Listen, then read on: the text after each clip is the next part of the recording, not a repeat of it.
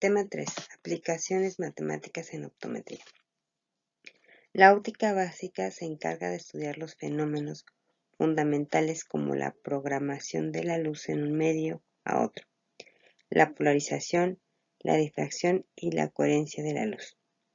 Estos fenómenos se pueden estudiar con la ayuda de las matemáticas. Ejemplo de esta aplicación de matemáticas en la optometría son los topógrafos corneales computarizados que consiguen medir en el mismo instante muchos puntos de dichas superficies para poner un mapa colorimétrico fácilmente y así poder identificar los problemas oculares que tiene el paciente. 3.1. Valoración de la superficie corneal. La topografía corneal alude a la orografía, esto es, al terreno corneal y a la interpretación de su geometría mediante unos mapas de colores obtenidos en esta medida. Clásicamente, la curvatura de la córnea se medía con los queratómetros de Chaval y Hadwan, básicamente, que son los que se observan en la imagen. Hoy en día se siguen utilizando, pero la tendencia es al desuso, y hay cada vez equipos más modernos. Entonces, como dijimos anteriormente, con estas interpretaciones se pueden obtener los diferentes problemas oculares que puede tener un paciente. El proceso de manejo para estos equipos de los queratómetros que llamamos de Chaval y Hadwan y otro tipo de equipos que son más modernos, los verán en un video que les dejaré como parte de una actividad. La gran ventaja de estas tecnologías consiste en tener un mapa real de la cara posterior de la córnea de la geometría endotelial. Los algoritmos matemáticos empleados en estas aplicaciones producen diferentes tipos de mapas topográficos de elevaciones axiales, tangenciales, paquimétricos de energía real. Esto es que con los diferentes equipos que tenemos vamos a poder fácilmente dar una interpretación del problema ocular del paciente por medio de imágenes que se pueden interpretar, ¿sí?, de acuerdo a la experiencia de cada profesionista. 3.1. Significado geométrico de las curvaturas. La córnea tiene unas peculiaridades geométricas, no es una superficie esférica, sino asférica, como habitualmente la denominamos en el ámbito sanitario, prolata. Esto es una variante geométrica. Esto significa que en la zona central, aproximadamente en los 3 milímetros centrales, tenemos una geometría semejante a un casquete esférico, pero a medida que nos alejamos del centro hacia la periferia, la córnea se va aplanando. Entonces hay que tener en cuenta todas esas superficies a la hora de estar haciendo un estudio para ver si la córnea es normal o tiene alguna situación que debemos de corregir. Al factor que nos dice cuánto y cómo se aplana periféricamente se le conoce como un factor P, aunque también hay otras excepciones según marcas comerciales como factores de excentricidad E, asfericidad o coeficiente Q, que no dejan de ser expresiones matemáticas de lo mismo. Los valores de normalidad para córneas sanas de Q oscilan entre menos 0.20 y menos 0.45 aproximadamente, y hoy en día se calculan con cualquier topógrafo. Entonces, aquí están, en la imagen se ven las córneas esféricas que son con Q de 0, las córneas ablata que la Q es mayor a 0, córneas asféricas, ¿sí?, que la Q es de 0.2 a 0.4, córneas muy esféricas que son mayores a 0.6, ¿sí? Entonces, dependiendo de cada una de este tipo, entonces habrá diferentes situaciones para poder tratar a un paciente. Recuerden que todos estos valores les van a dar ciertos parámetros para cada tipo de persona. 3. Normalmente la córnea, además de la esfericidad ya comentada, suele tener astigmatismo en mayor o menor medida. Este se caracteriza por dos meridianos topográficos de mayor y menor potencial, respectivamente, máximos y mínimos, perpendiculares entre sí cuando el astigmatismo es regular, que es el de mayor de los casos. La diferencia matemática entre ambos meridianos nos da el valor modular del astigmatismo corneal del individuo, y las córneas no suelen ser esféricas en los 3 milímetros centrales. Habitualmente suele detectar valores astigmáticos en esta zona. Entonces, de acuerdo al estudio, vamos a ver, se va a obtener el grado de astigmatismo de las personas para poderlo adecuar a sus lentes. 4. En cuanto a la referencia paquimétrica o de espesor que tiene la cara anterior y posterior de la córnea, debemos tener en cuenta que en el centro que el grosor es inferior a las zonas periféricas o marginales. Por norma general, el espesor de micras en la zona central suele oscilar entre 500 y 550. A medida que los alejamos hacia la periferia, obtenemos valores paquimétricos en torno de 650 y 760 micras. En la figura se observa un mapa paquimetral con pentacam. Entonces, vean cómo las diferentes zonas les van dando las medidas de las regiones, como decía hace rato, del tipo de córnea para ver qué problema tiene el paciente. El último aspecto de la geometría corneal es el endotelio, que tiene un radio de curvatura diferente al de la cámara anterior. El valor estándar es de 6.5 milímetros. Esta relación de curvatura entre ambas caras es la que confiere a la córnea unas características refractivas especiales como sistemas ópticos, entregando potencias de 42 o 43 dioptrías como valores estándar. Aquí es bien interesante que se vayan aprendiendo cada uno de estas variables, de estos factores, donde entran los parámetros normales y donde ya empiezan a ser situaciones que no son tan normales, para poder entonces al paciente poderle ayudar a corregir el problema por medio de los diferentes lentes que se pueden proporcionar de acuerdo al tipo de padecimiento. 3.2 Cálculo de los mapas de curvatura. Los topógrafos corneales es una prueba que simula el relieve corneal anterior en varios formatos de estudio, con sus radios de curvatura sectoriales, mediante un dispositivo denominado topógrafo. Esta prueba se utiliza para evaluar la superficie corneal, para descartar topografías y sobre todo en estudios previos en pacientes que querían someterse a cirugías refractivas láser para corregir sus efectos de visión. Todos los mapas mostrados en la topografía son representaciones mediante una escala de colores asignados a un rango dioptríco concreto, donde los colores fríos azules indican córneas planas, es decir, curvaturas de poca potencia, y colores cálidos rojos implican córneas con curvaturas potentes. Son zonas muy incurvadas, y en el rango entre ambos colores incrementa el gradiente de potenciales entre este máximo rojo y mínimo azul. La idea es que con todas estas topografías ustedes puedan interpretar qué es lo que necesita el paciente, podérselo recomendar, y entonces así ver si, por ejemplo, se puede hacer una cirugía correctiva o solamente se le puede ayudar por medio de lentes. Aquí tienen algo bien interesante, tienen que aprender a obtener, a interpretar las topografías y a utilizar los diferentes equipos para que con ayuda de todo esto puedan interpretar qué es lo que necesita el paciente.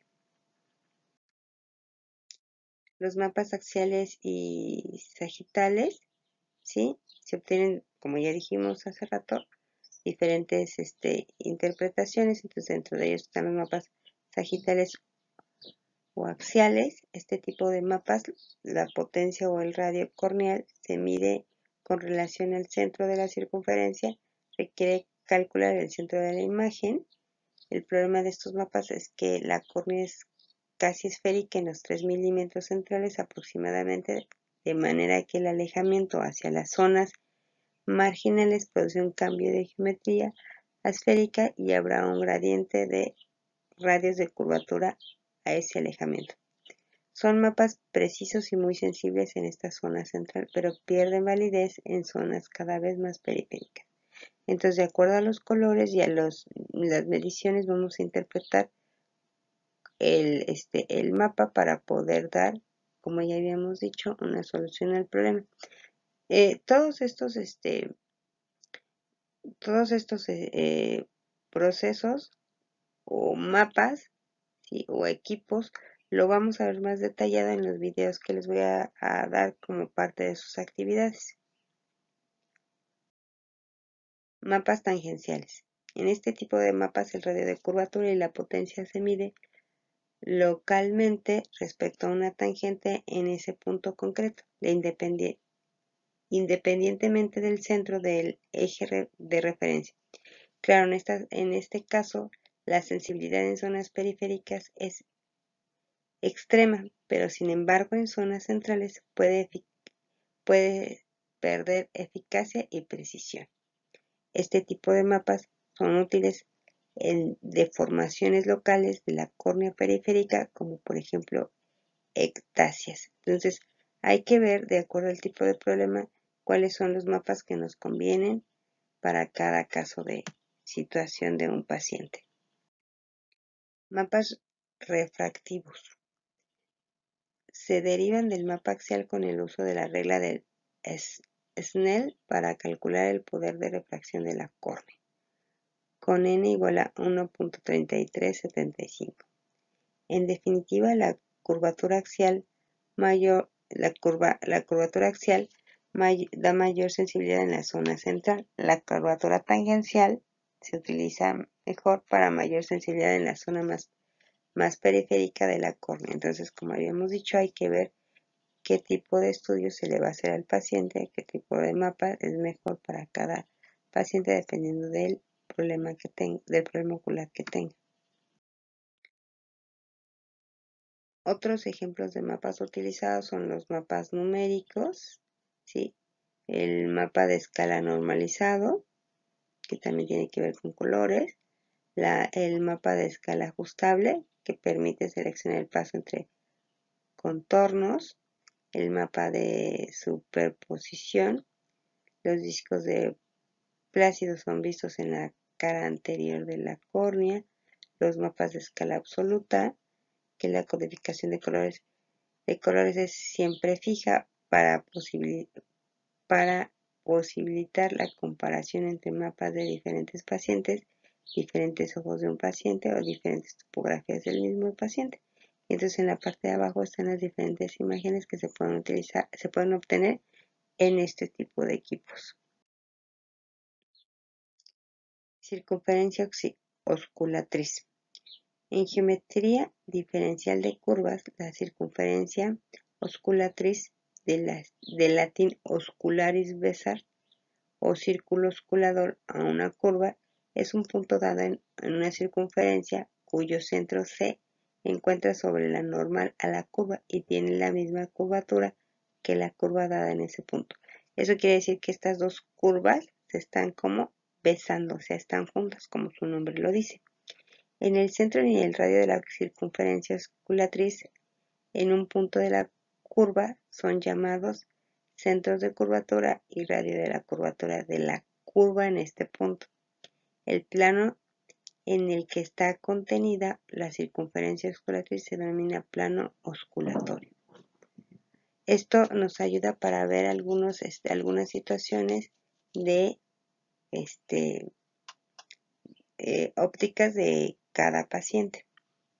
La circunferencia osculatriz tiene con la otra curva un contacto de segundo orden en el punto considerado, o sea, las primeras y las segundas derivadas de ambas curvas son iguales. Esta circunferencia que es tangente en el punto dado a la curva fue llamado círculum oscularius, círculo que se besa. Entonces, como está en la imagen, ahí vemos cómo está el círculo, la circunferencia cómo pasa, ¿sí? La curva cómo pasa, y llega un momento en que ambas curvas se juntan y por eso se dice que es círculo que se besa, ¿sí? Son importantes para situaciones de refracción y para situaciones de medición de como habíamos dicho, situaciones problemáticas para los pacientes. Les van a ayudar para poder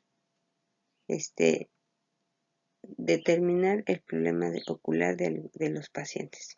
Todos estos temas que son como más complejos, los vamos a ir resolviendo en los videos que les voy a dejar como actividad. 3.2 Localización y extensión del queratocono. Queratocono es una deformación no inflamatoria corneal que casi de forma redonda asume una conformación de cono como consecuencia de más o menos extendido el estroma corneal. Es una enfermedad progresiva, se desarrolla lentamente a lo largo de los años, afecta a ambos ojos, incluso si solo uno de los ojos puede ser afectado inicialmente. Puede empezar con un ojo y a veces seguir con el otro. Las correcciones inmediatas se producen con los lentes de gafas para astigmatismo. En forma más avanzada se recomienda el uso de lentes de contacto permeables al gas, mientras que en las formas más graves puede necesitar un trasplante de córnea. Como se ve en la imagen, pues ahí está representado el queratocono. Esto también lo vamos a ver en una actividad que les voy a dar. El queratocono se encuentra presente en todos los grupos étnicos, aunque informes recientes indican una prevalencia en las personas asiáticas, sin predominio de sexo sin predominio entre sexo masculino y femenino. Esto es que no hay más posibilidades de que lo obtengan las mujeres o los hombres. En las imágenes se observan los perfiles de córneas con queratocono en una fase avanzada en diferentes etapas del desarrollo. A la izquierda es claramente la falta del reflejo corneal ápice. Al centro, las cicatrices corneales más abultadas, visibles, blanquecinas, claro que el tejido transparente de la córnea. Y a la derecha, etapa avanzada del queratocono con la endemia corneal y abultamiento en vértices corneales. Entonces tenemos ahí diferentes etapas de cómo el queratocono puede tener diferentes niveles de acuerdo a de deterioro de acuerdo al paciente. Síntomas. Se puede asociar con una con una sensibilidad a la luz, ¿sí? Además de una disminución en la calidad visual, ¿sí? Uno de los primeros signos del queratocono es evaluado por el oftalmólogo, es la distorsión de los objetivos, que pierde su paralelismo con el ángulo. Entre los signos que pueden hacerse sospechar frenar un queratocono es a la corta edad se puede detectar entre los 16 y los 25 años. Y sus gafas, ¿dónde me quedé? Aquí. Puede tener también un acompañamiento del astigmatismo, entonces hay que tener en cuenta esto. Si es un astigmatismo que se está elevando rápidamente, hay que ver qué está pasando y registrar un periodo de tiempo corto de 6 meses a un año este desarrollo, tal vez asociado con una pequeña irregularidad de los objetivos, ¿sí? Entonces es importante que sus pacientes, cuando les detecten alguna situación que puede ser alarmante, pues le tengan un seguimiento para ir viendo qué es lo que está pasando con este paciente y poder detectar algunos síntomas que puedan hacer que se haga la corrección a tiempo. Aunque bueno, en este aspecto el queratocono puede ir creciendo, entonces hay que ver cuál sería la mejor solución para el problema del paciente. Exámenes con lámparas de hendidura en forma más avanzada. Es posible identificar algunos signos clásicos del queratocono que serían adelgazamiento de la córnea, líneas de Vogt, el Fleischer, cicatrización en la córnea, signos de Monson, signos de Rous. Esto lo vamos a ver, como ya les había dicho hace rato, en un video que es parte de una actividad.